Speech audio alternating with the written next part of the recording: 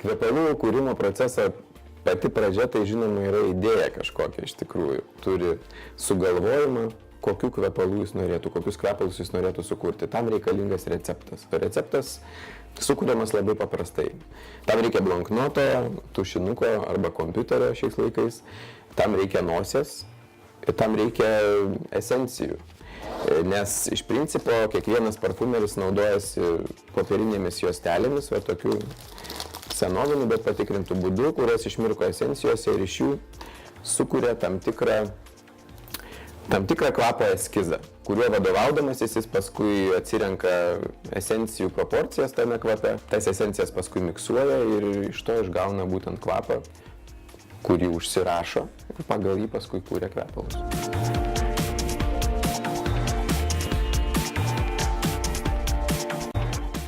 Paprastai daugiau mažiau visuose kvepaluose iš tikrųjų parfumeriai naudoja daugiau mažiau ribotą skaičių esencijų, ta prasme rūšių, esencijų rūšių.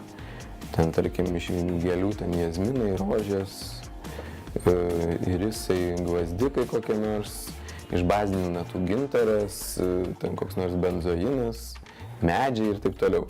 Bet meistriškumas yra tame, kaip tu iš tų ribotų medžiagų sumaišai kažkokią negirdėtą, tiksliau neuostą kompoziciją.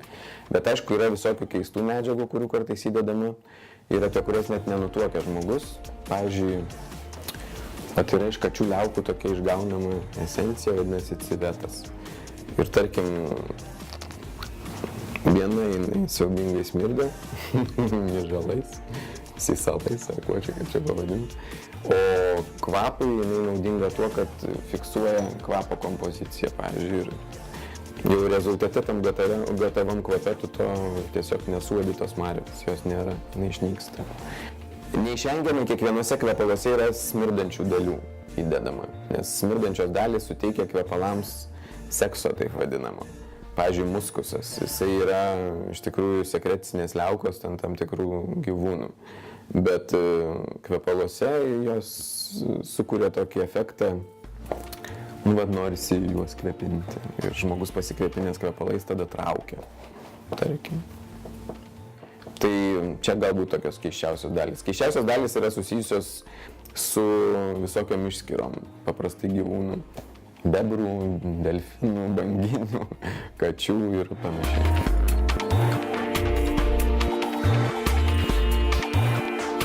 Iš principo, aišku, kiekvienas amžius, kiekvienas dešimtmetis arba kažkoks laikmetis turi tam tikras kvepalų tendencijas.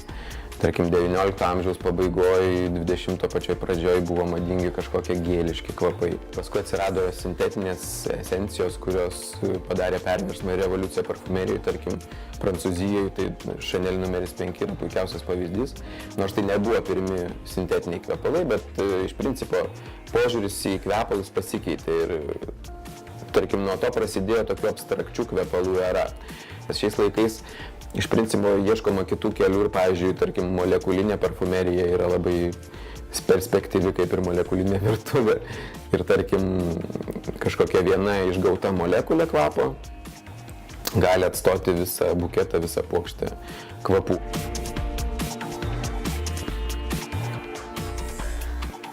Iš principo, kalbant apie kvepalus, kaip po tokį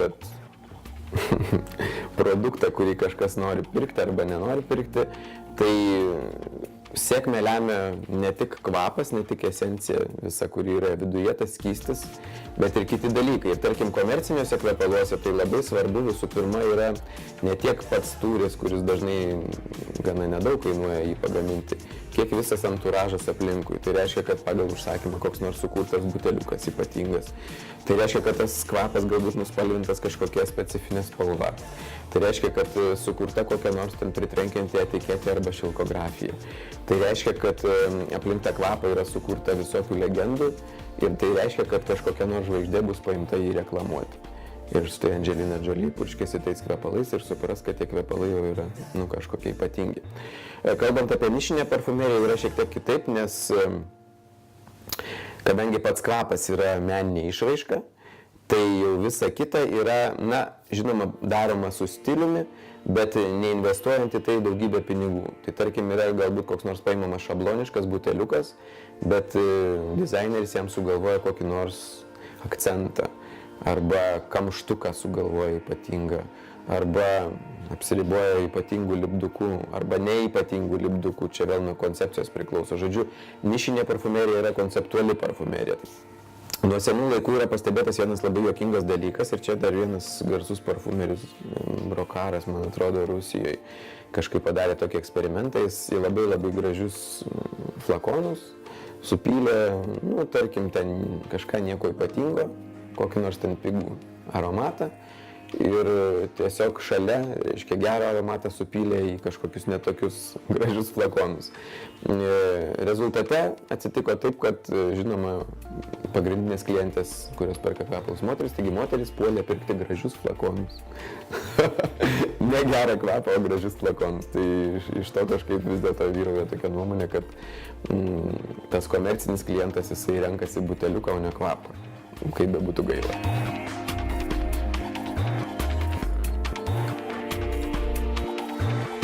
Skirtumas tarp tradicinių ir nišinių kvepalų iš tikrųjų yra toks, kad na, tie tradiciniai, tarkim, masinės gamybos kvepalai, jie paprastai orientuoti į tokį statistinį vartotoją, į žmogų, kuris daugiau mažiau susidomės vienu ar kitų kvapų, kvapo niuansų, tarkim, protingas tas parfumeris, protingas marketingistas ir jie krūvoje, žodžiu, jie sugalvoja tokį kvapą, kuris daugiau mažiau trauks didelę kritinę masę žmonių. Tuo tarpu nišinė parfumerija ypatinga tuo ir man įdomesnė, tarkim, asmeniškai tuo, kad jinai nesiekia didelių pardavimų, dėl to jinai orientuota į kažkokį labiau suasmenintą, sukonkretintą kvapo paveikslą, galima tai pavadinti.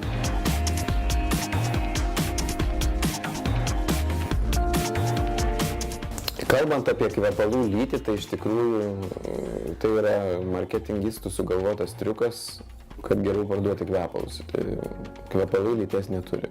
Aišku, yra tokių tendencijų ir niuansų, kad ten didesnė dalis vyrų arba didesnė dalis moterų mėgsta kažkokį vieną ar kitą kvapo esenciją, tarkim. Pavyzdžiui, bergamotės labai patinka moteriai. Bet iš principo daugybėje vyriškų kvepalų ta pati bergamotė naudojama, gal net neakcentuojama. Ir tokiu būdu išeina, kad vis dėlto bergamotė patinka visiems.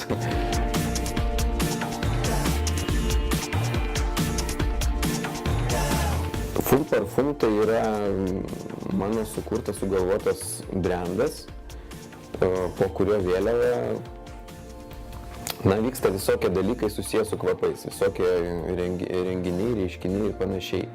Tai nėra tik tai kvepalų kūrimas, kadangi neturiu aš fabriko, aš turiu tokią mini laboratoriją, kur aš galiu sumaišyti tam tikrom atitinkančiam higienos reikalavimų sąlygom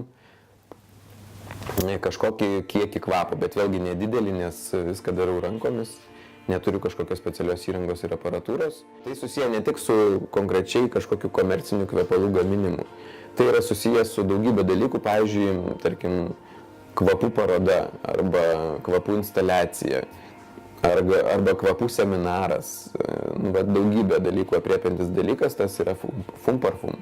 Aš manau, kad kažkokį turi tam tikrą braižą. Tai bet kokiu atveju, kai tas braižas matosi tavo kūryboje, tai kažkas tai pastebi. Pastebi vieną dalyką, kad jie yra kitokie negu iki tol apskritai uostyti kokie nors kvepalai. Ir būna maloniausias, aišku, komplimentas, kai sako, po tavo kvepalų aš nebegaliu daugiau jokių kitų. Didelis išskirtinumas yra tas, kad aš tikrai dirbu su labai geros kokybės medžiagomis ir didžia dalimi su natūraliomis medžiagomis, kurios yra ir brangios, ir išraiškingos ir panašiai. Tai kvape atsispindi.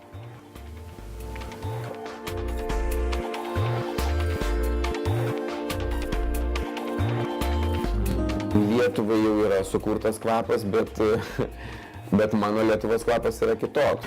Iš principo aš esu sukūręs kvapą, kuris vadinasi gintarinis limonadas, tai man jis yra Lietuvos kvapas, nes ten iš principo yra tai, kuo kvepia Lietuva. Tai yra gintaras, tai yra vanduo, tai yra medžiai.